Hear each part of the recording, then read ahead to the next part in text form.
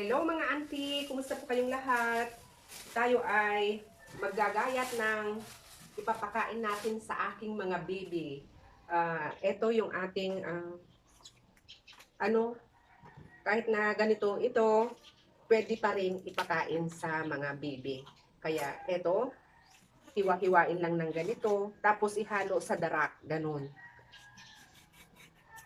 Sa mga nagbibibi, nag-aalaga din ng bibi, uh, alam nila ito kung kaya sa kanila ko lang din naman nalaman. Kaya ngayon, ito nga, maganda ito na pagkain ng mga bibi.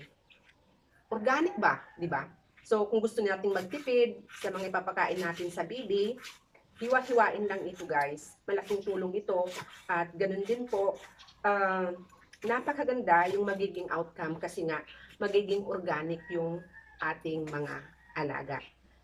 Hindi siya masyadong mataba, na mamanti-mantika pag iluluto. Kaya naman, mas maganda ito. Tipid na nga sa mga gastusin sa pambili ng mga pagkain, mas healthy pa. Ganon, di ba? Kaya naman, di na kayo at tayo ay gagawa ng pagkain ng aking mga alagang bibi.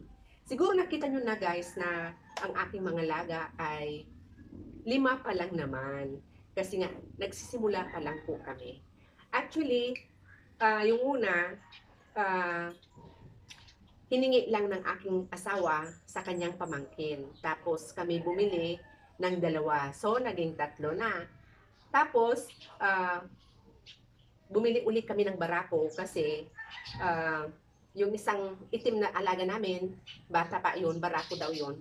Pero bata pa hindi pa siya nakakapagbembang. Kaya, bumili kami ng isang barako para sa 2 bibi namin. Pero yung isa pa lang yung nangingitlog. At ganoon din, kasi nga ayon sa mga eksperto, dapat ang isang bibi, ang inahin ay dapat na 10.